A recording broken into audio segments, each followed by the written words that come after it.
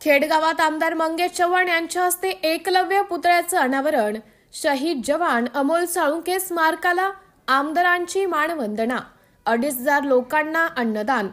चाळीसगाव तालुक्यातील खेडगाव येथे दिनांक 19 ऑक्टोबर रोजी आमदार मंगेश चव्हाण यांच्या हस्ते एकलव्य पुतळ्याचं अनावरण करण्यात आले।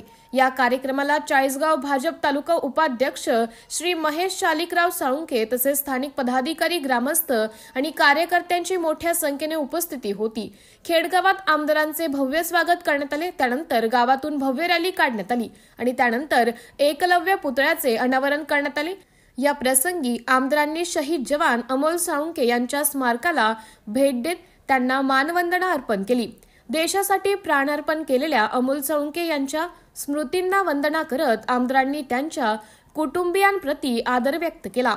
आमदार मंगेश चव्हाण यांनी आपल्या भाषणात एकलव्याच्या जीवनातून मिळणाऱ्या प्रेरणादायी विचारांवर भाष्य केले। त्यांनी सांगितले की एकलव्याचं समर्पण, त्याग आणि शिक्षणावरील निष्ठा ही आजच्या युवकांसाठी आदर्श आहेत।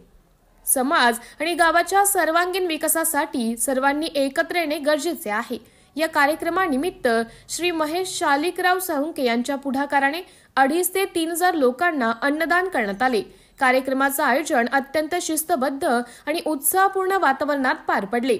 चाळीसगाव मतदारसंघातून आमदार मंगेश चव्हाण हे भारतीय जनता पक्षातर्फे महाराष्ट्रात 14व्या विधानसभेवर निवडून आले असून त्यांनी आपल्या कार्यकाळात विविध विकास प्रकल्पांसाठी निधी मिळवण्यात महत्त्वाची भूमिका बजावली आहे।